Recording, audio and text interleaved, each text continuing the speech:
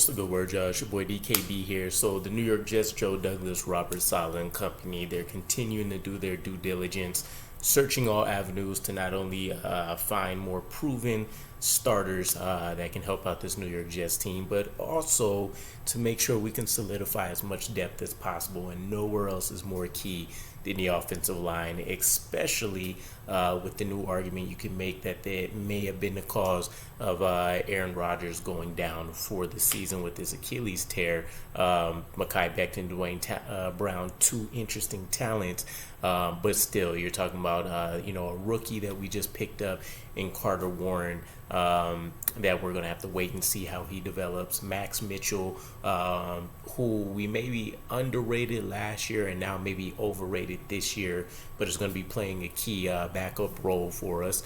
And so you want to make sure you're doing everything possible, right? Especially coming off of week one, where we allowed 13 pressures and more than half of those coming at tackles. So the New York Jets did bring in a couple of tackles. The most interesting name, though, is DJ Fluker, former first-round pick of 2013 for the Arizona Cardinals. Now, this happened back on Tuesday, so, by the time you guys are seeing this, obviously he still hasn't been signed as of yet, but this is a move that we've seen Joe Douglas do before, where he's looked into positions like defensive tackle, where we thought we were solid, a little confused. Generally, we immediately jump into having an injury scare, but we've seen Joe Douglas just do his due diligence before, taking a look at potential positions of need, what could happen if a key guy was to go down, whether that be a starter or a guy that has a solid role for the team, and we just kind of, slide them into the Rolodex and we'll hit them up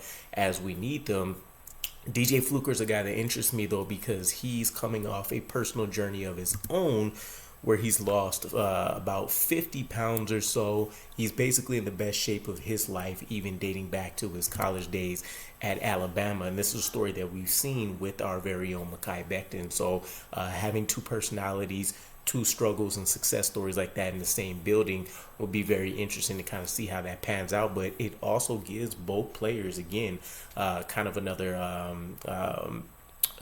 focal point, I guess, if you will, on, bouncing ideas off of, and another guy that's kind of a mammoth of a man, coming out of college. DJ Fluker was a guy that was immediately known as a force and a guy that can essentially impose his will on the defensive lineman on the other side of him, and that doesn't seem to have escaped his mentality. I did see a tweet that he posted saying something along the lines of, you can work out in pajamas all day, but once you throw the pads on, that's when you see who the dogs are. And he's looking to impose his will, as mentioned, on some people across the line of scrimmage from him. So love the aggressiveness, love the personality.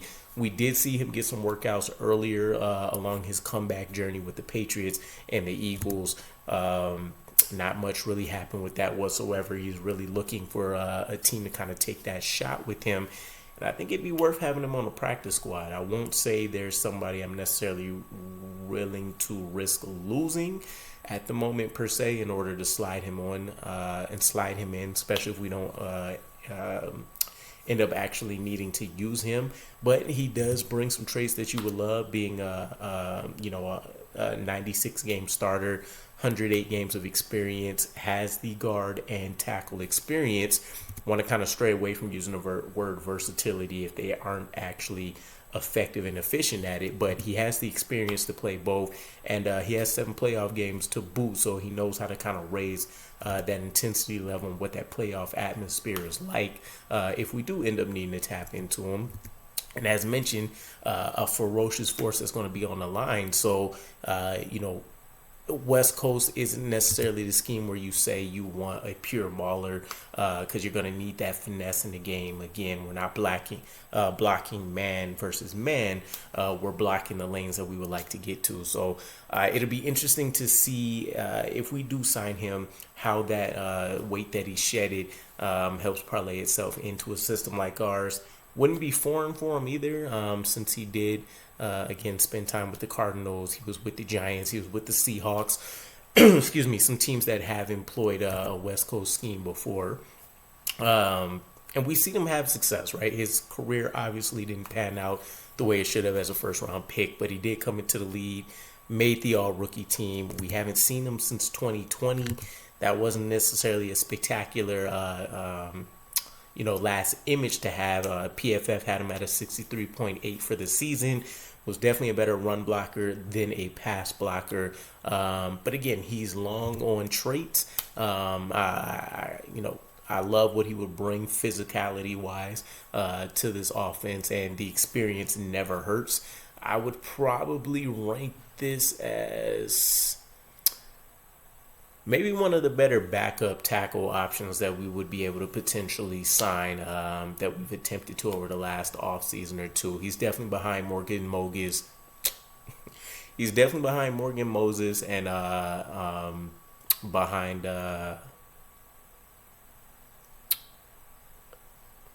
why can't I remember his name?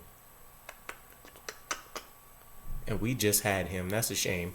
Better than Morgan Moses, though. Better than I can't believe I'm forgetting his name. But you guys know who I mean. The replace Mekhi Becton was swapping left and right for us. It'll pop up again eventually. But I would probably put him right behind there. He's definitely a step above, Yanni Kajust and some of these other guys that we've signed. So let me know what you guys think. Would it be worth throwing him on the practice squad? Nothing really being lost whatsoever on the Jets. Give him a second opportunity, see if we can turn him into something. Only 32 years old, hasn't had the wear and tear for a couple of years. And again, we're seeing a guy that's kind of transformed his life within these last 2 years to try to get himself another shot. So let me know what you think, and I'll catch you guys again. Peace.